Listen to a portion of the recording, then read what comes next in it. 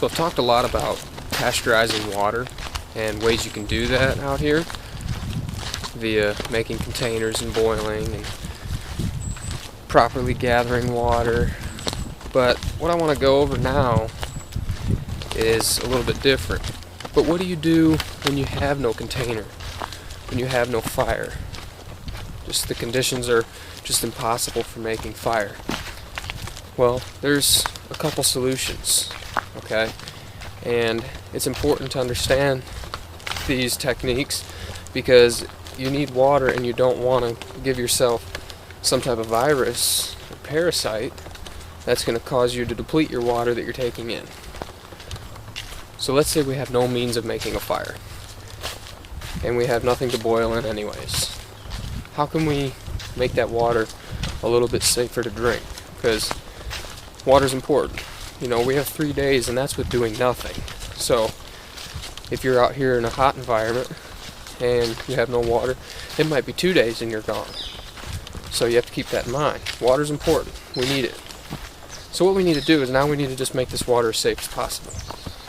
So I'm going to go over a couple different techniques you can use in different environments around the world, because I find that important to learn how to use techniques that work all over the world versus just in one simple area. Because if you're like me, you like to see the world. So we're going to go find a spot by some water and we're going to figure out how to make it a little bit safer to drink than just as is sitting in the puddle.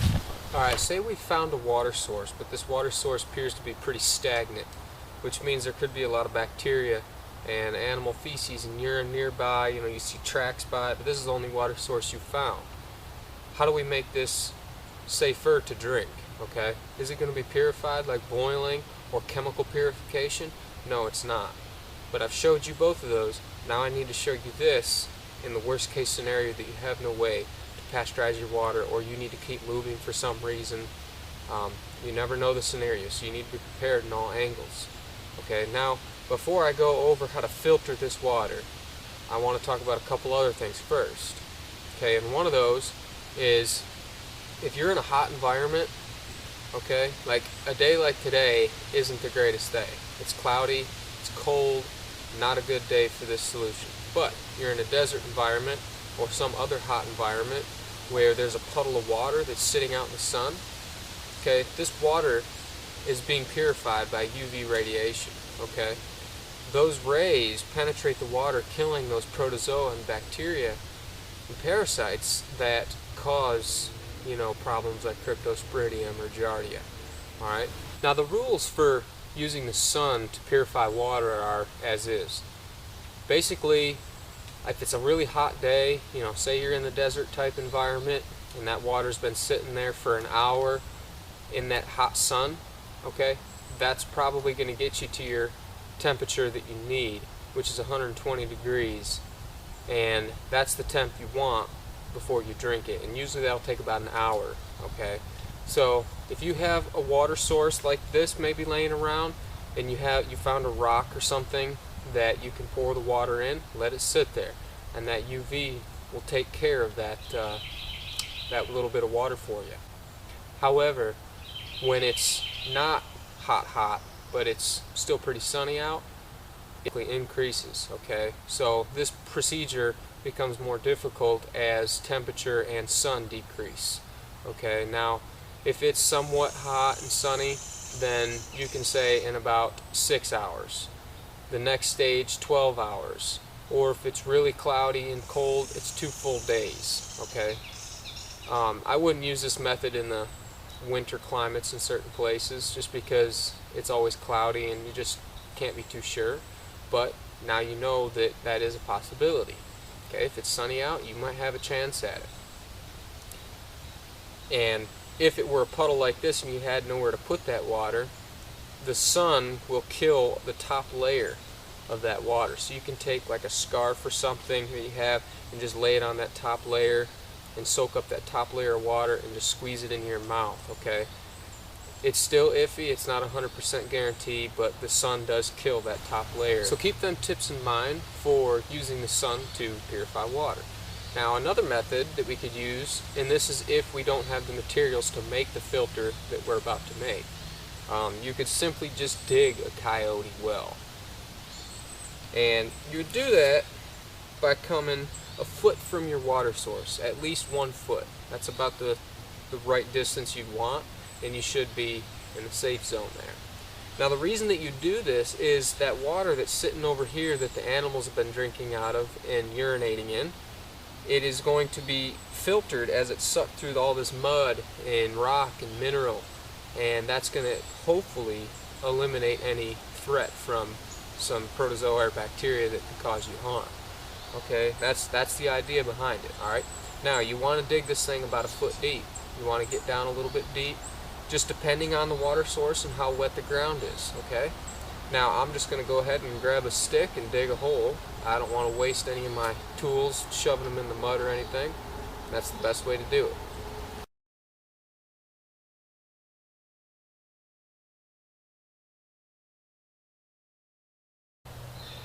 Okay, you can see that I dug that, and in the time I went to go grab this camera and come over here, it's already filling up with water. Okay, now I don't have to go deep here, like I said. It just matters on your location and where you are and how much water is in that area. You know, here in Tennessee there's a lot of water. It's coming out of the rocks, so it's not like this everywhere. You might have to dig a lot more to get that water. But you can see all this muddy looking sand that came out of that hole.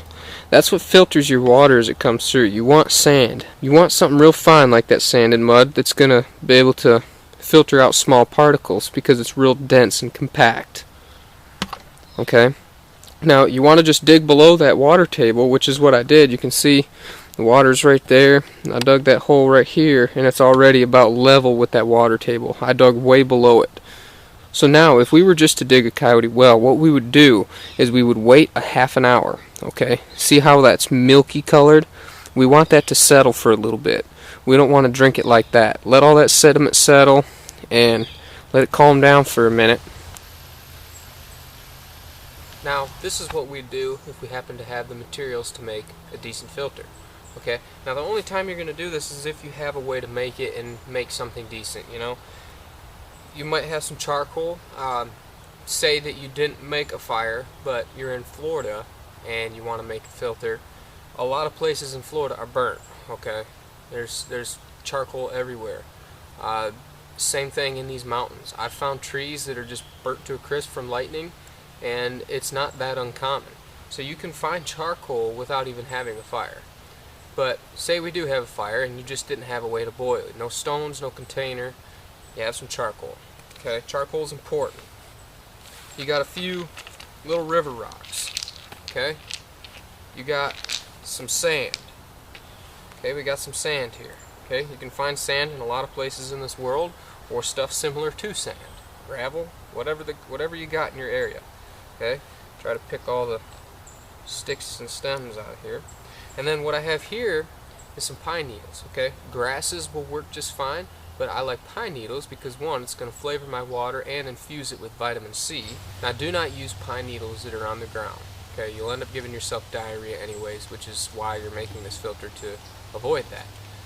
Pine needles on the ground are a good way to create a laxative. If you need to have a laxative, there's your solution: dead pine needles. Okay, so grab some green ones. So, I have bamboo. Okay, I have a lot of bamboo. You're not going to find bamboo in every area in the world. So there are other ways to do this. Most of you have a sock on. A sock works just as well, okay, if not better. So if you have a sock, use a sock. I'm not going to use my sock for this demonstration. I'm going to show you how you do it with bamboo. Same thing goes with a sock, just the bamboo is a little bit, got a couple more steps to it, and that's what I want to show you. I'm going to use 3 different pieces. You don't want to use the one you're scooping the water with to catch the water with, because you've just contaminated that. You want to have a couple different vessels, okay, one to scoop, one to dump in through the filter, and then one to catch. Now, I have one that I made. I don't know if I showed you guys this or not. I'll just show it to you real quick, just so you can have an idea how to make a container with bamboo. One thing you can do if you want to be able to walk distances with bamboo and your water vessel, because you're going to need something to catch this water in anyways, what you can do is do what I did. See how I weave some tulip poplar cordage here, and you leave a a couple of the nodes on the bamboo sticking out, and make sure they're facing upwards, and then you can wrap that cordage around there, and then to the bottom I have a couple little notches on each side that this will set in, okay, and you tie it off up here so it'd actually be sitting the other way.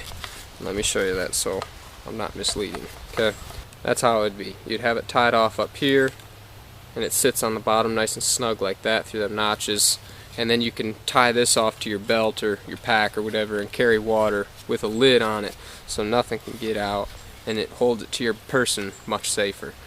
But this is going to be what I catch my water in. I just wanted to show you that real quick in case I never did show you that. Now, first thing we want to do is realize, okay, which one's going to be our filter, which one's going to be our catch for water, and which one's going to be our container to scoop water with. Okay, so rule that out, find your cleanest one, and then you're going to grab the one that you're going to make the filter with. I like this one better. It's a little bit wider so I can get more material in there easier and pack it in. Now, the first thing you want to do is realize, okay, what layers do I want where? Now, your rocks, your big stuff's going to go towards the top with your grasses or your pine needles. What you want on the bottom is something really fine to finish out all them particles and things. So first goes the sand, okay? You want that at the bottom to finish anything off. Now, one thing that I actually think would be better than doing what all your books say, I feel that putting a little bit of charcoal at the bottom of that would be good, just to filter out anything bad that's in that sand, okay? Just a small amount of charcoal, real fine on the very, very bottom, and then put your sand and then your charcoal, which is what we're going to do. We're going to go sand here. We're going to get all that in there, and then we're going to take this and we're going to pack it down, okay? Just like this, as if, you know, you've seen people pack cigarettes before. This is the same thing they do, okay? Just get that real worked in there, get it packed in, and then we're going to take our charcoal and we're going to kind of just crush it just a little bit so it's not super huge like it is right now. We're just going to take it and just give it a little bit of a crunch, okay? Just let all that fall in there. Now what the charcoal does is makes it a better flavor. Now that coyote well I just dug, I didn't mention this, but it smells like pond scum. Okay? Doesn't taste good, it tastes like it smells. Okay? So if you were to just boil that water, it'll kill it a little bit, but you're still going to taste that pond scum. So if you had a way to boil and you wanted to get rid of that, charcoal is one way to do that. Like the video I shot on sweetening water. Okay? It'll make that water taste better, I promise you. Okay? Now we don't want to break this up to the point where it's super fine. We want some fine stuff in there to fill the gaps. But we don't want it super fine because we want it kind of running through the actual pieces of charcoal. Okay, and again, we can pack that down by doing that. Now this piece here is not quite charred all the way yet, so I don't want it. I'm not going to use it. I want just charcoal in there. Okay, so now I'm going to take my pine needles and I'm just going to strip them down off the stems. Alright, I just want just the needles in there. And I'm going to take and I'm going to kind of just give them a couple rips to get them essential oils out and stuff, because I want it to infuse with that. And then I'm going to just kind of pack it all down in there. Now, grab yourself a good amount. You know, don't be sparing with your pine needles. Grab a whole bunch of them. Pack them in there. Okay, so we've added our sand, we've added our charcoal, and now on the very top we're going to add some rocks. And I'm going to kind of pile my rocks in there strategically. I'm not just going to dump them in. I'm going to put them in so that water has to really find a way to get through it. Okay, I want these rocks to be my first source of filtration. So I'm going to shove them in there in each little open crack I can find.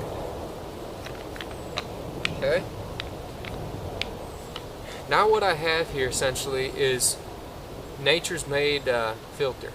Alright? It's not the one that comes in your refrigerator, but it will do the job out here for you well enough. Now before we go here and put some water through this, I just want to talk real quick on what else you can use say you didn't have a sock because you were going commando, you're in an area like Florida or some subtropical environment where there's a lot of water, and you took your socks and underwear off and you don't have any. Well, what you could do is find a piece of bark or any kind of log that has a hollowed out area, and you could lean that log or piece of bark on an angle. Okay, anything that you can find that could hold some of these materials, and then you could pour water on it and let the water run down that angled slope and off into some type of vessel or right into your mouth. Okay, if you don't have a container to catch anything, you just run that right into your mouth and catch it in your mouth, or run it into some type of absorbent material like cotton or wool or my hat, anything. All that would work, and that's what you want to think of. So now that we've talked about a couple other things that you can use as a filter, let's go ahead and run some water through this and catch it into our other container. But first thing we need to do is go on the bottom of this thing and poke a small hole for our material to run through. Now if we have an awl or some type of knife with a good point on it, we can use that. Now I have these little finger guards on this that I can use to really thrust upwards to get this hole made. Now you don't have to worry too much with bamboo. This stuff's not that strong in the center here. You can bust that whole thing out, so be kind of careful. You just want to go real easy and just drill a small hole. Okay? It's quite easy to just get a hole in there. Okay? Now I've got a nice small little hole in there where water can run out of this, right in the middle. Okay, so we're over here at this little puddle of water with leaf debris and mud and gunk in it. And what you'd want to do is not stir this up and get this top layer and kind of splash it in here to be safe. Now, for demonstration purposes, I'm going to make this stuff really milky looking, just to show you what that filter can do. Okay? So I'm pretty much scooping muddy water. And I'm just going to let that milky water run right in there. It pretty much looks like chocolate milk.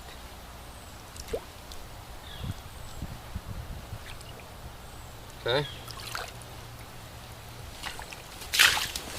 Now don't do that in real life. You'd want to take that top layer off because that's going to be your purest form of water. Now I don't know if you can see in there, but that's like chocolate milk in there.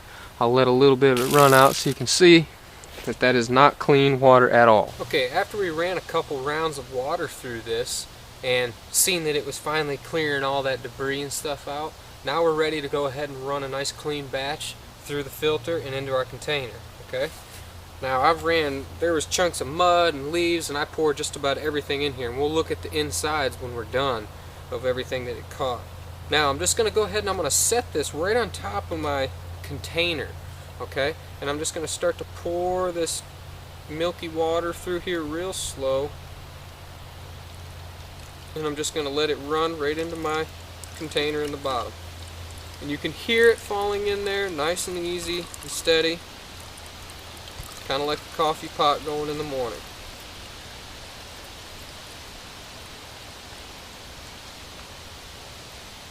Now what we can do is we can go ahead, and that filled it up perfectly actually.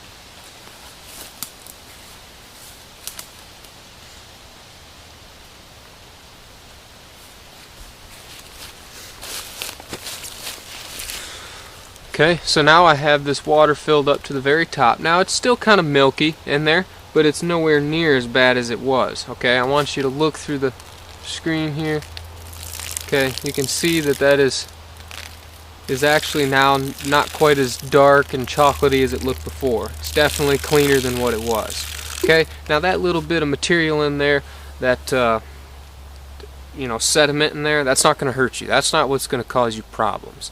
You want to get a lot of that out, of course, but it's just going to add some more minerals to your drink. Now let's go ahead and break this open. You can see on the very top all the leaves. I don't know if you can see that, but we've got leaf matter and all kinds of needles and junk and twigs on the very top. And that's from me actually digging right into the mud. And I'm sure we'll find some mud in here.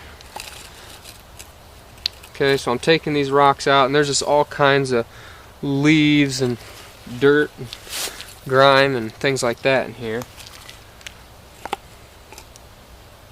Okay, and this is what all that pulled out. which, you know, digging into chalky milky water like I did, purposely stirring it, you're gonna get this stuff in it. Now think of it, if you didn't have all that in it, that's stuff you don't have to filter out. Okay, so we take this out, we get to the very bottom. See, now look at our needles, it's covered in mud.